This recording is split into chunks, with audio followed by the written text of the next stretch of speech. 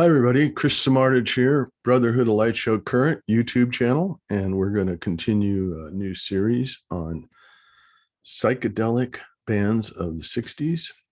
We're going to cover 3 years of the 60s. So I'm going to start the show. Let's get it rolling here. So here we go. Do the screen share.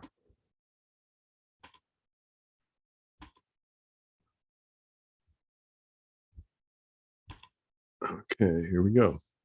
So we're starting out with the Steve Miller Band and the Quicksilver Messenger Service, 1968, 1969, and 1970 albums. Okay, so back then I was a very young man when these first two records you can see on the screen here came out. And there's a lot of similarities in the history of these two groups, but the music is not similar. It's completely different music. So I'm going to leave it at that, but we're going to cover both these bands and we're going to hit these similarities between the two. And so we're going to start the next slide and go to that one. Here we go. Oops. All right, here we go.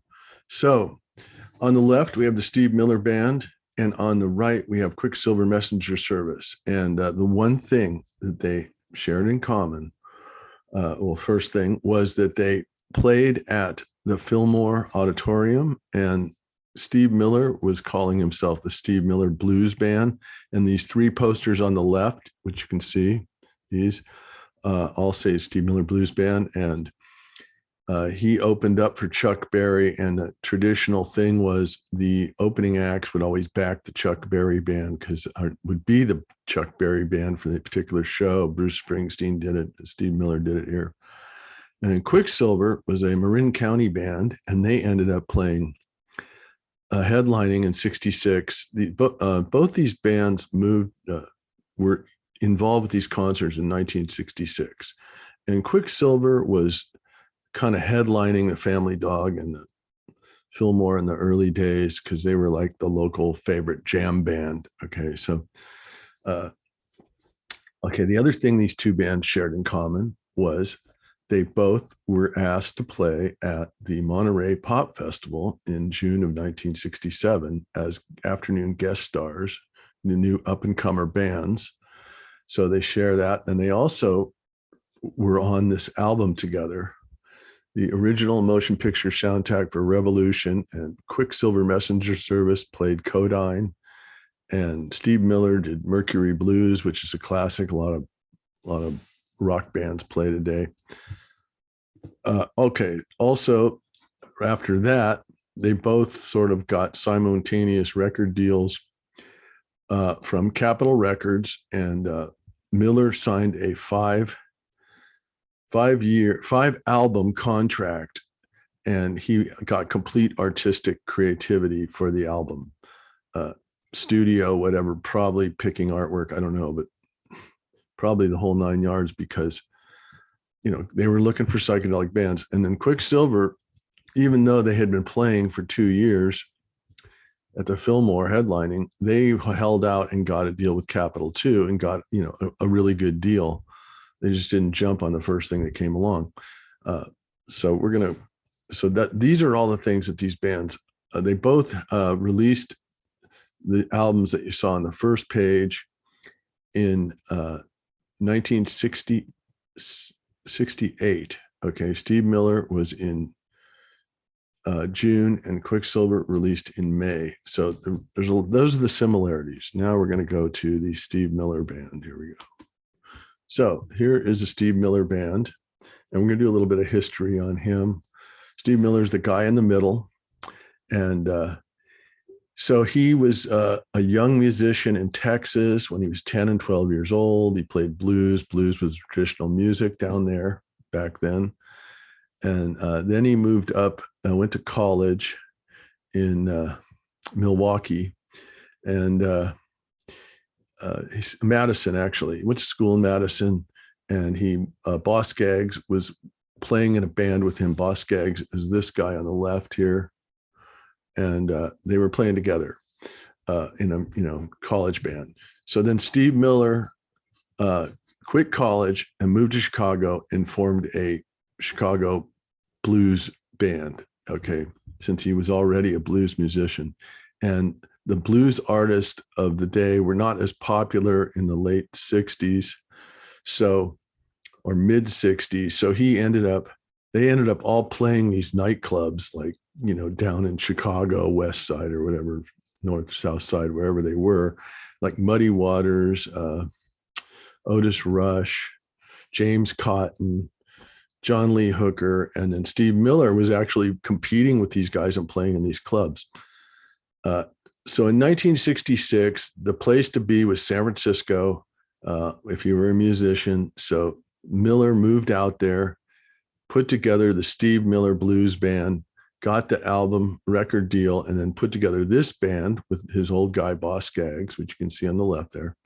And they put together this album, Children of the Future. And so he was on Capitol. So he went down to LA. He didn't really dig what was going on with the Capitol recording studio. So he decided to go to London, England, and record the album in Olympic Studio, where Jimi Hendrix recorded his album. And he recorded with an engineer called Glenn John, who had done the Rolling Stones and the Who. And he was kind of a British pop producer. But Miller took the role as producer right off the bat because he was already a seasoned blues musician. So he had a concept. He did the first 5 songs on this album, which you can see are kind of like a Sgt. Pepper psychedelic medley between, he starts with the Children of the Future and then goes through some short songs and then ends with this longer psychedelic thing. It even says psychedelic at the end of the song. Okay, so that's the first half of the album. Okay, the second half of the album starts with Baby's Calling Me Home, which is a Boss Skaggs song, and it really sounds just like a Boss Skaggs album that you'd hear today. So Boss Skaggs has already got his own sound in the band. We'll get into when he leaves eventually. And then the rest of the songs, the rest of the album are all blues-based songs, traditional stuff. And so he's kind of got half psychedelic and half blues album. And the record, I listened to it. I used to dig it. It was pretty cool, but the second album is a lot better. So we're going to go to that one. Okay. So this one is called Steve Miller Band, Sailor. Okay. And there's the album cover down on the right here. And there's a couple posters. He played with Chuck Berry again up the Fillmore West. And now Bill Graham has moved his stuff. Here's another Fillmore West poster over here with Steve Miller Band. And I can't read the other guys. Who are they? Anyway, I can't even. Blues band, some of the James Cotton. There it is. So anyway, he also claims that, he was like, hey, get these guys from Chicago to play at the Fillmore to Bill Graham, which they did. So this one has got a variety of stuff on it. Okay. And a little more commercial. Song. Let's see. Song for the Ancestors. Okay. This is like a 5 or 6 minute song, and it's like a Pink Floyd song. I mean, it's really trippy. It reminds me of Echoes. And so Miller had learned how to, produce. He's a great vocalist. He layered tracks. Harmonies are great. And so his music, even though it's psychedelic, it's kind of a mix of like the Moody Blues, Pink Floyd, the Beatles, and then a blues band also. And so he was really a great engineer, and it's got some great harmonies, and, it's just fantastic stuff. And then Dear Mary and My Friend, those 3 songs are really, really great. And then Quicksilver Girl is really cool too. And it's about a girl that hung out with that other band in the show, Quicksilver. So it's got another tie together right there. And then he had Gangster Love, which is an R&B song. And then the big hit is Living in the USA. Well, it's not a big hit, but it's a hit. So he's actually got, he's all over the map with this one. He's got three psychedelics. He's got a couple blues. He's got some pop. So this is a much more crossover record, and it obviously sold more, charted better than I think it did, like something like 40 in the top 40 album chart, Billboard. So it did really well. It did pretty good. Okay. So let's go to the next slide. So now that came out in 68 also. That was the second album. And now we've got Brave New World, this yellow album on the right-hand side. Okay. And then Brave New World is a really cool, well-produced, beautiful song, kind of psychedelic, kind of jammy. And then you've got No, No, and then Seasons. And Seasons is once again one of these beautiful layered vocals that Miller's doing all the vocals, double tracking. It just really sounds great. And then you got another kind of R&B hit or FM rock hit, Space Cowboy, which is really catchy and a really cool song. So he kind of crosses over again here, and think sort of charts.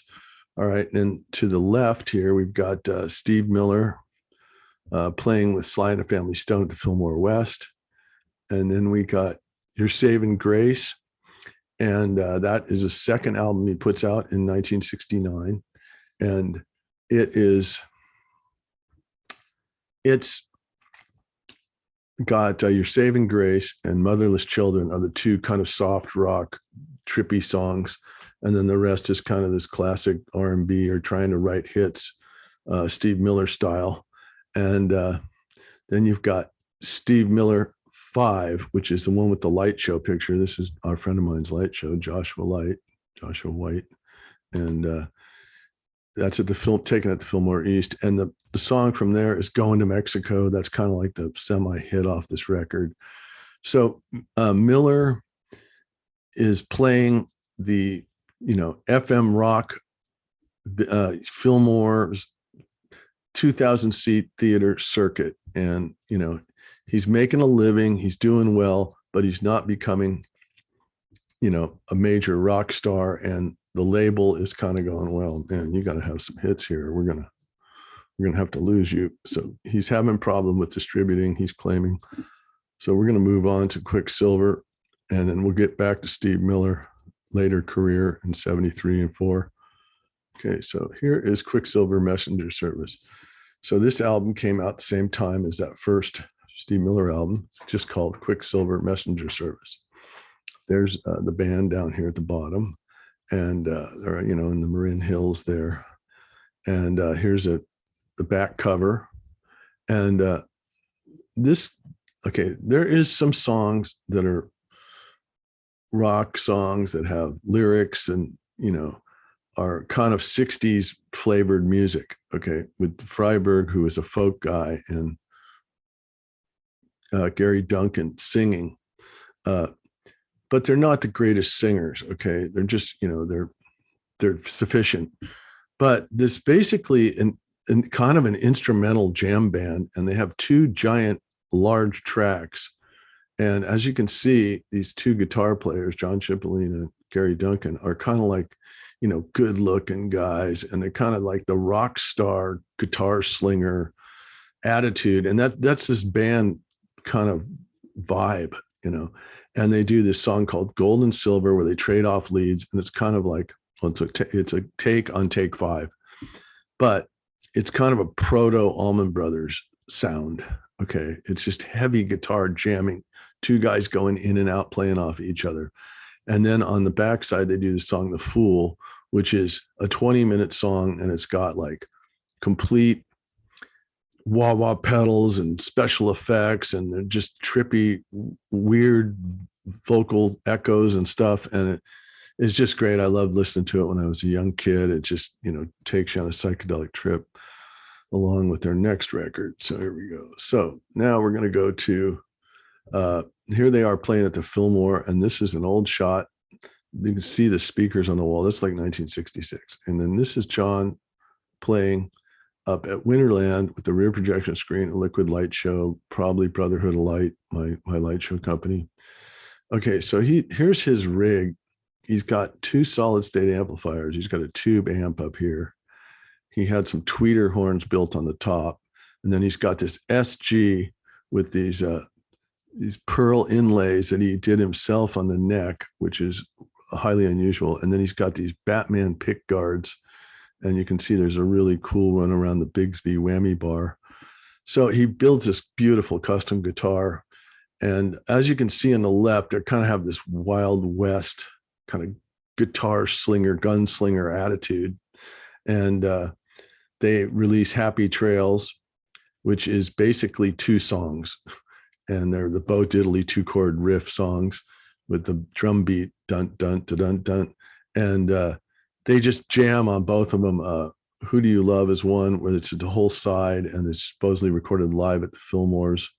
And, from a couple of performances put together, and it's just really a wild ride. And then Mona, and they just jam out on that. And so they're just a guitar instrumental rock band, really. And kind of, more psychedelic than prog, but kind of leaning in the prog world because it's so instrumental and interesting. Okay, so the next chapter is 1970, I believe, or actually 69.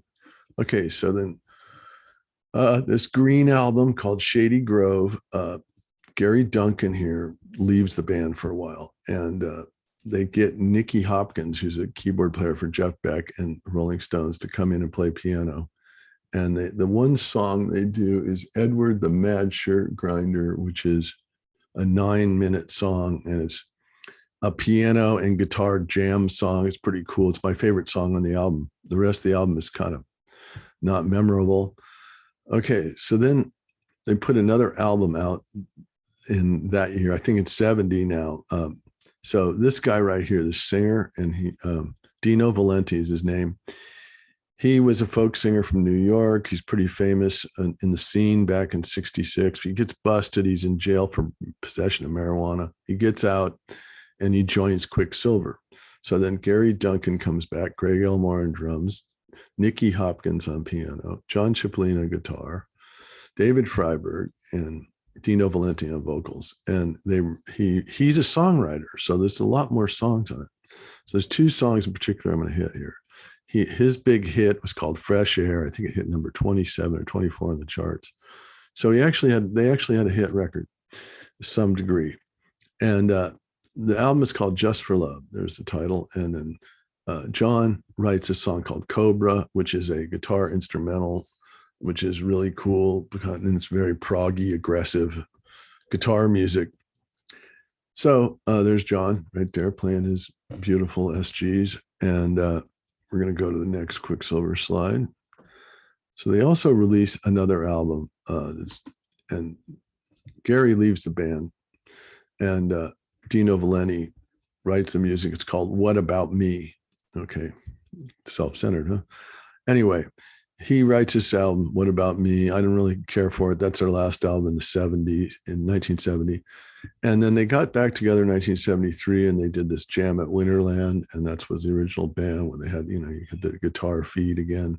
And then they released this in 1975, Solid Silver, and it's a pretty good record. Okay, so basically, and then it's Quicksilver here with Mott the Hoople at Silver Meter and Brotherhood of Light at the Fillmore West. I went to that show. So these are some records you can get from them, still available on CD. And basically around 1975 or 76, they dissolved as a band, and it was, lack of course, album sales or lack of, songwriting. Instrumental bands, were great, but, they kind of went and gone after the psychedelic 60s.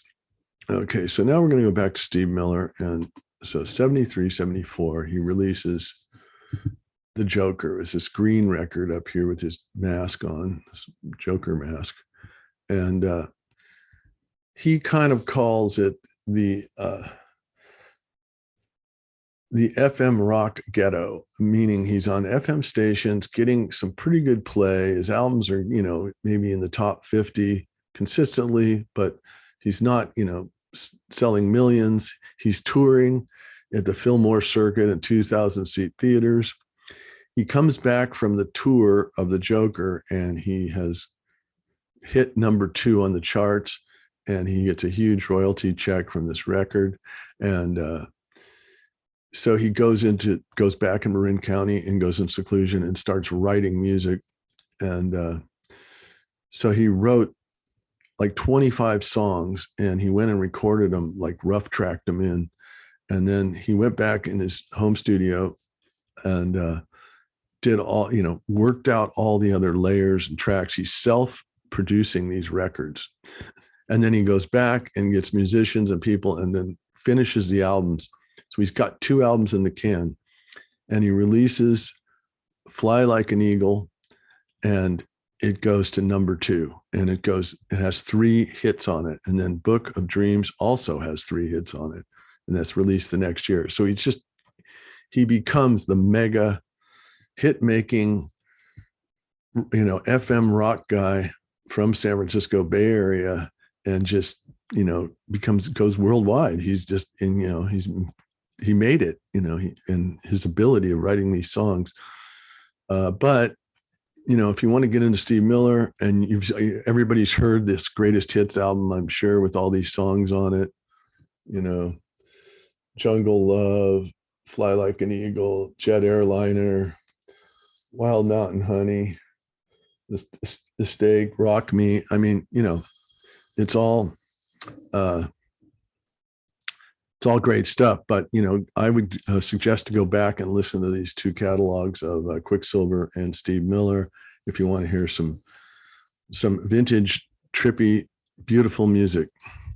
So I'm going to go back to me and sign off. Okay, so here I am, and I'm going to do another couple bands. I think I'm going to do Country Joe and the Fish next week, and Spirit. Try to get them in before I go on tour with the Allman Betts band, which I'll be going on tour next week. So anyway, thanks everybody, and thanks for tuning in to Brotherhood of Light Show current YouTube channel. Signing off.